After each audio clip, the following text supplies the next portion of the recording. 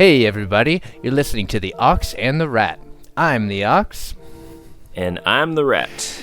In this podcast, we're testing out how ancient texts, these fables, the lessons they teach, do they still apply today? How do they apply to our personal lives and our modern life? Hey everybody, welcome to the show. You're listening to The Ox. And the Rat. So, how's it going out there? Not too bad. Early morning. Early morning. How about you? Coffee? Of course. Had a coffee. No tea? No tea. Yeah. Well, I do my tea I'm and a my tea coffee, guy. of course. Yeah. You know, can't start anything without a coffee. It seems probably an addiction, but what are you gonna do? Yeah, it's a somewhat healthy one, I guess. Oh, is it? How is it healthy? Antioxidants. Oh, right. Yeah, they both have them, I think. I don't think it's like one doesn't. I think that's one of those tea shop places where they're like, oh, well, if you drink tea, you'll be really healthy. And if people who drink coffee, they're bad. And they both have caffeine, like whatever, man. I never bought into that. Anyways, so what's new with you?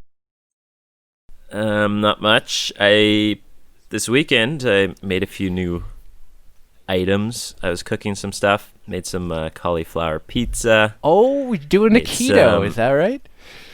Well, not really. I just tried the recipe. Did it work? I've never done it. Yeah, it was really good, actually. Oh. Yeah, you just got to worry about maybe the bottom. It gets a little bit soggy. So. Yeah, no, you gotta drain it. I hear you gotta drain it a lot, and you gotta dry the heck out of it. Like you gotta put it in the oven or something, or if you have like an air fryer, which I have, and I recommend. It's the greatest thing ever created, air fryers. Yeah, I just fried it, and it got some of the water out, but yeah, not enough. Made some peanut butter cookies. Oh damn! And who are you? I don't nice. even know your name. I don't know. And nice cream. What? That's a banana ice cream. So you blend up frozen bananas, put some cocoa powder, about that. Okay. and then you smush it in between the cookies. Wow, it's good stuff. I don't even know you anymore. For those of you out there who don't know, we met each other abroad many a year ago. How many years was it now? That was about 6.5, I think. Good God. I still have pictures and all that. I still have all the old all the old photos and everything. Look through them from time to time. I don't even recognize myself anymore. I don't know about you. Yeah, looking similar, but yeah, there's some videos and all sorts of things too. Yeah, what a crazy life that was. Well, we're a world apart now, but that doesn't mean we can't communicate. And I'm really excited to get started with this podcast. What are your objectives for it, I guess? Well, we're going to go through and read all these fables. For me, I just want to see if they stand up to modern times. Do they actually still work? Are they relevant today? Yeah, I mean, for me, my change has been getting into sort of like design and stuff, and I like, reading all this stuff about like what's a good story. Well, it's all about telling an eternal truth, and like these are supposed to be the eternal truths, right? These fables teach lessons that stand the test of time. Well, let's test them and see if that's true, whether it's relevant to us, but also what's going on today. And what a better time. Like this is just a crazy world these days, so let's give it a shot. Yeah, it's interesting I was doing a little bit of reading on Aesop, and apparently he was a slave. What? And he was writing all these things. I should probably know that, given my background. Actually, I lied. Okay, what? He didn't. No, he didn't write them. They were told orally, so it was an oral tradition, and then they're written down. So there's a lot of fables that may be accredited to him, which are not his, but these have gone through different stages. Maybe they changed over time, who knows, but interesting that they're written in somewhere between like 625 BC, yeah, and like 525, I don't know. He was totally alive for those 100 years. Definitely. Yeah. That slave definitely. Great health. Yeah. Great health. You don't know, like, yeah, slavery's really changed, so, you can't judge it. Eating keto. Yeah. He was probably eating that cauliflower pizza, olives, and stuff like that. Yeah, for sure. All right. Well, without further ado, let's get started with our first one. I'm excited for this. Has something to do with the moniker the ox, but we'll see. All right. So the first tale is The Two Goats, and I love it. So let's get started then. Two goats frisking gaily on the rocky steeps of a mountain valley. Let me start that again.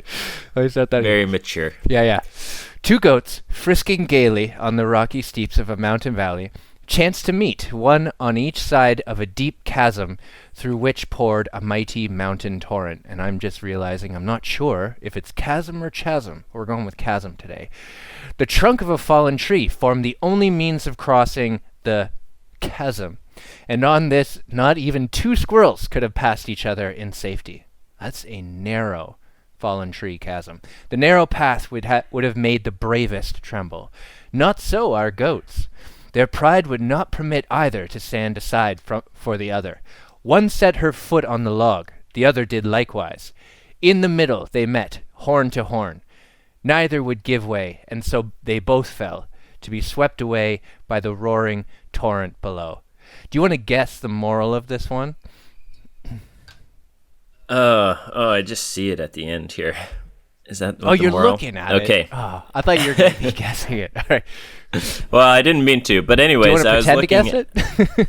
I'm going to pretend to guess that, they picked a good animal, because aren't goats supposed to be stubborn? Oh, yeah. Or isn't that a saying, like stubborn as a goat or something? That's literally a saying, yeah. Yeah. So, yeah, it's basically no one wants to give their way. We're both being stubborn, and we're both going to peril or, negative things are going to happen because of the stubbornness that we're creating or doing. Yeah, so moral, it is better to yield than to come to misfortune through stubbornness. So the idea, of course, is nobody wins when we're both stubborn. And wow, I don't know. Let's see. Personal life. I don't know. Would you describe me as a stubborn person? Probably. Yeah. I could see you as stubborn. Yeah, I would say so. I definitely had, or I'm a bit different today, but yeah, still very stubborn person. Got me into a lot of trouble at previous jobs, as I'm sure you as you may or may not be aware. What about you? Would you describe yourself as stubborn? I might seem relaxed, but I think I'm pretty stubborn. In what way? Especially, like if somebody tries to make me do something that I don't want to do, I'm pretty stubborn in, I put up a fight. Especially for new things, I don't know. Growing up, I didn't really like new social situations and things like that. So if I was going to have to go somewhere or do something, like go visit people or whatever, I was pretty annoyed at that. And I have an example that I can share as well later. Oh, please, yeah. Well, we can we can take this into modern life. Oh, is this perfect? I'll take I'm in university, and we've got this tribal culture. It's stunning to me, and I definitely have been a part of this problem before, without a question. So relating it to modern life and what's going on university campuses, but what's also happening in society at large, it's like everybody is ready to just burn the whole thing down without ever, yielding to say, you know what, maybe you're right. Yeah, I guess that's not really yielding if you're saying maybe you're right. And you don't want to yield to people, so maybe that's a bad example. But, I mean, I think consider. Yeah, I think people are just crazy stubborn about their viewpoints. And that's something that I have had to learn so much. I used to think that it was a virtue going back to my personal life again, like it was somehow a virtue that I was so stubborn and that I was going to do it my way or whatever. And things would get Mm-hmm. done and I would get things done and I accomplished a great deal in my career even up till now. And, I looking back on it now, it's like that was not the right thing to do. And sometimes I was like a goat with someone else at the middle, like button heads until we both, something collapsed or, I don't know. Maybe that's not the greatest example, but stubbornness has been a quality of my life, and it's certainly something I see today. Mm. Well, it's definitely hard in a work situation because if you're going up against somebody who's your boss or somebody higher than you, it seems like it's almost automatic that they have to be stubborn. Like they have to put up and say, no, this is, we're going to do it this way. Yeah, yeah. So anybody challenging something that a leader wants to do is going to be problematic. Yeah, I guess so. I think that's part of why it's difficult to be a leader. Why some people may not be great leaders is just, you have to take ownership of that final decision. But I think it's in the coming together that I've learned, like now that I'm working with quote unquote clients, as, a junior member of a staff in a new industry, I really understand things a lot differently than I did in my previous career. You can't be stubborn because that's going to cost the company, Mm-hmm. It's going to cost a client. It's going to cost, an opportunity, and that's not good for anyone. So maybe, we're not, sometimes you just have to yield. You just have to say, cool, I gave, I gave my opinion, my opinion, I know this to be best practice, but you know what? Somebody wants this? Okay, whatever. Why am I butting my head against another goat? Mm-hmm. I was going to say wall, but I thought goat made sense in this case. Yeah. It does make sense. Yeah. So with a personal story, do you have anything that you could relate? Oh, like specifically? specifics? Ooh. I think I used to have a really good relationship with my previous boss in that ancient career I spoke of. And I started with a really good relationship, like almost on a friend basis, and I destroyed it by being stubborn. I really did.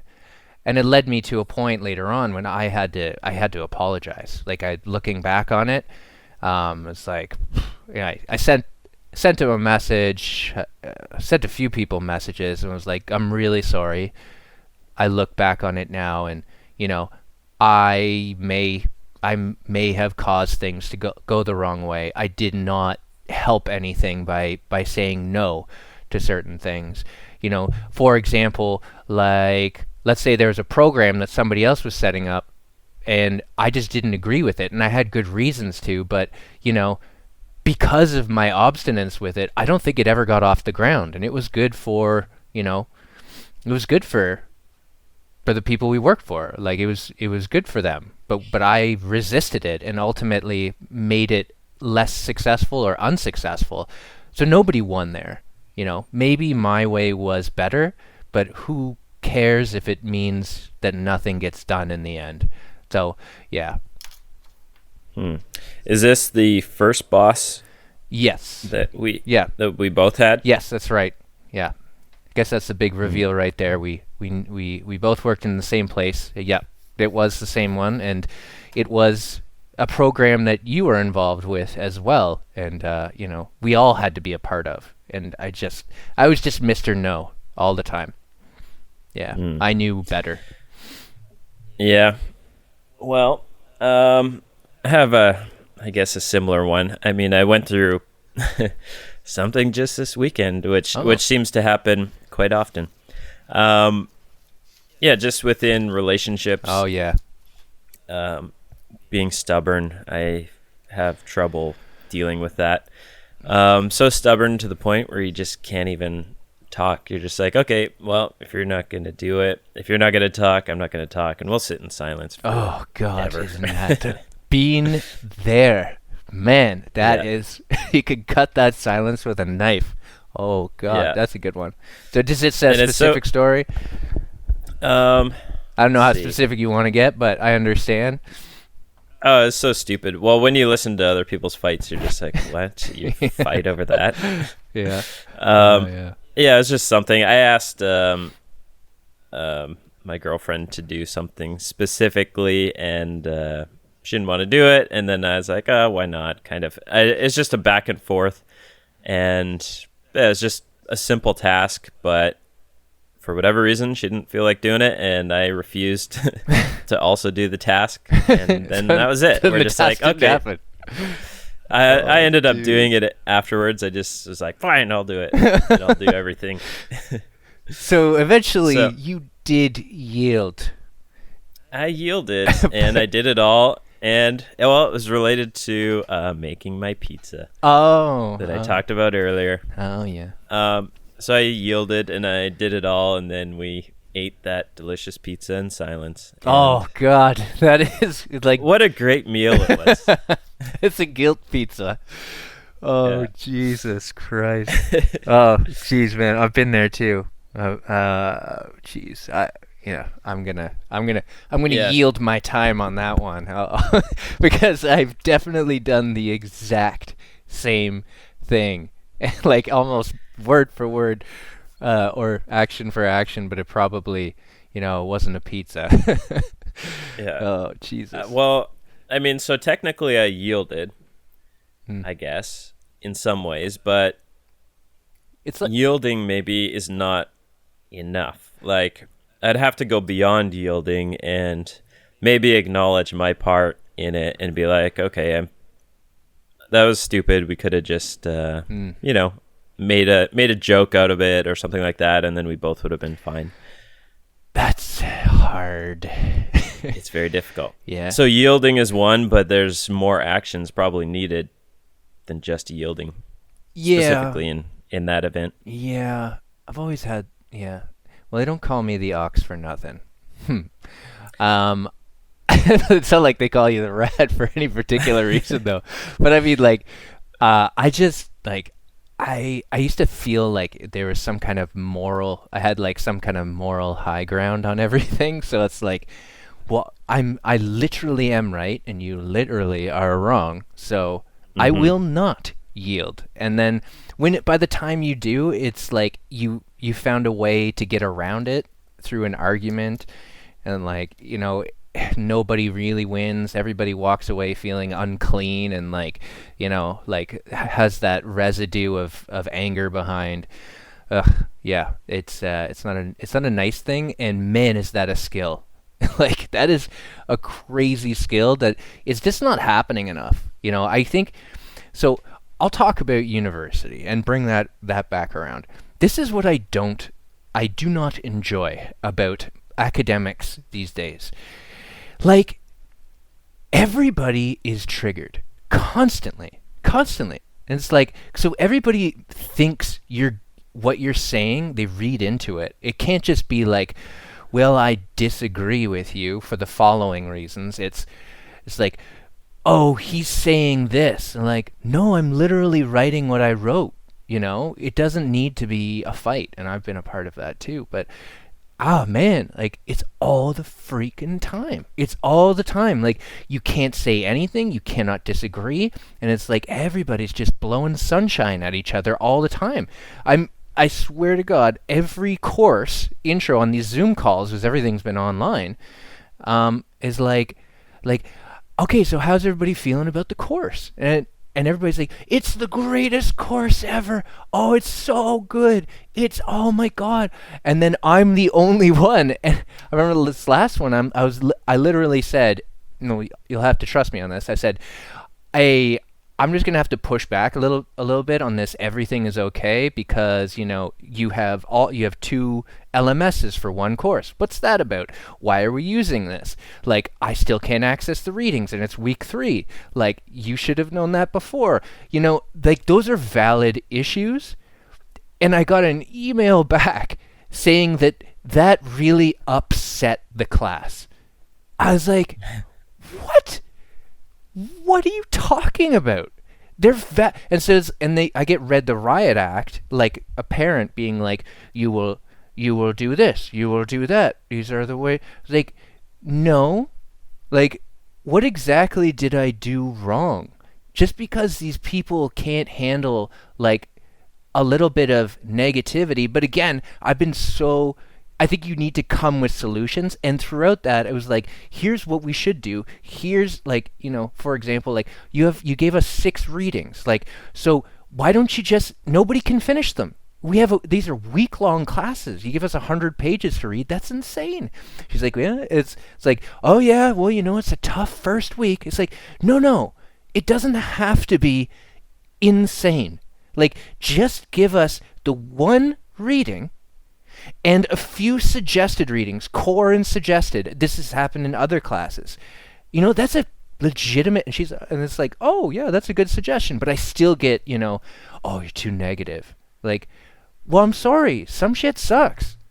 Like, straight up, it just sucks, and it needs to be fixed. And you're getting paid a ton of money, and it's not for you, it's for me. I'm paying your salary.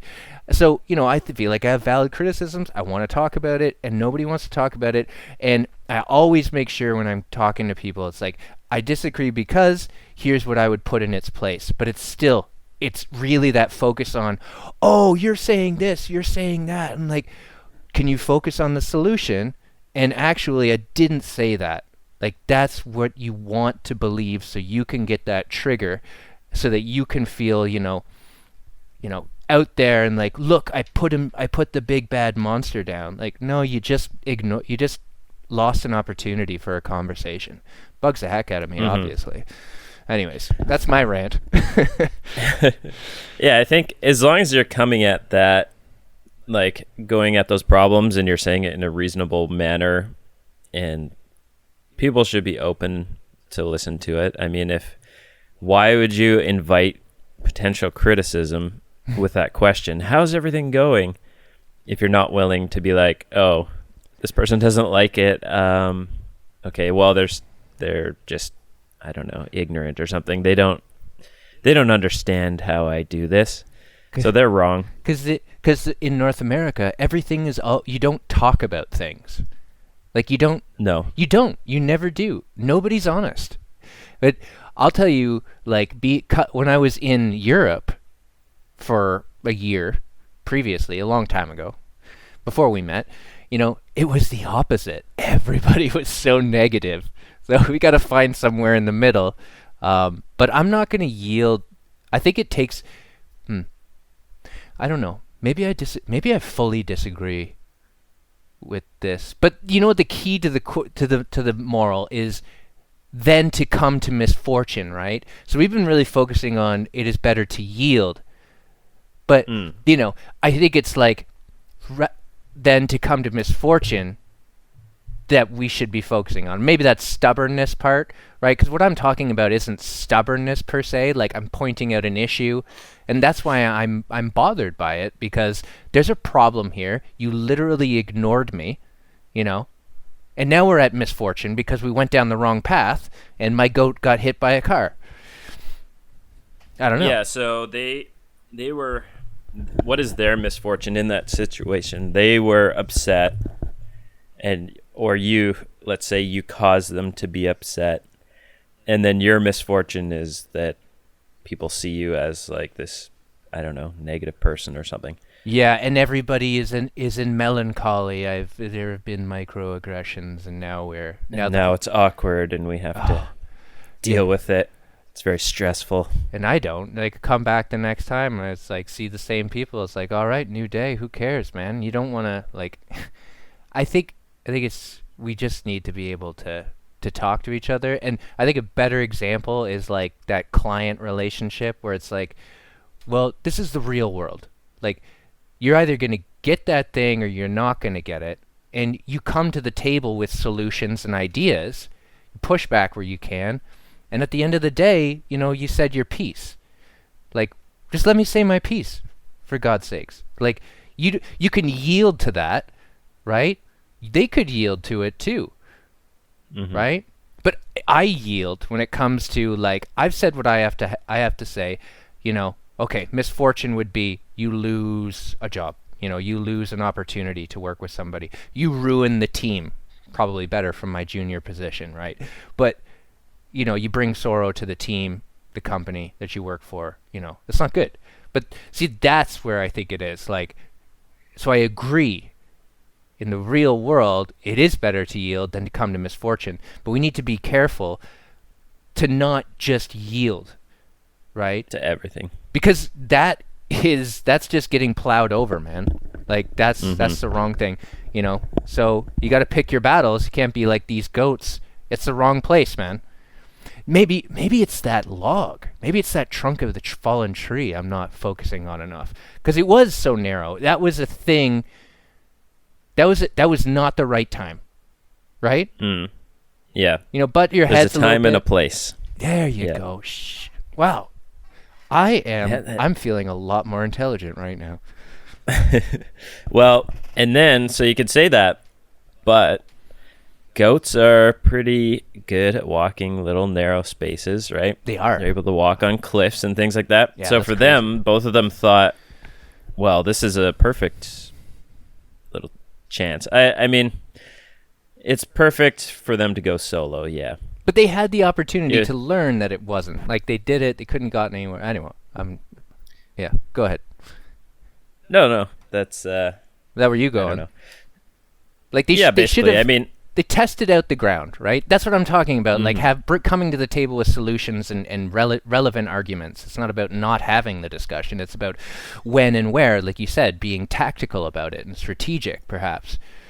Yeah, so here's the thing. Both of them are able to walk on this tightrope, but logically, there's no way to get around this person unless you jump over top of them or something, but then that risks just snapping the twig, so there's no real way to get around this particular problem.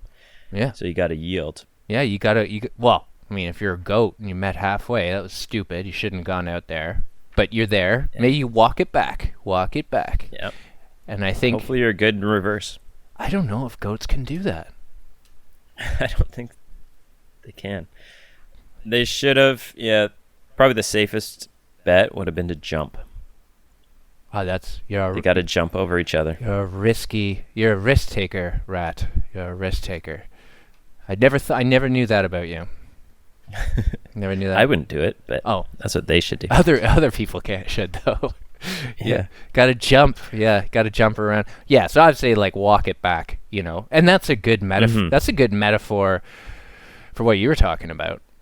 You would have saved a lot of negative energy, cortisol, that whole thing, if you would have just taken, here's another analogy, taken the high road, a different road, and just bit the bullet and said, even though if you had something that you screwed up on, that you played a role in that, right?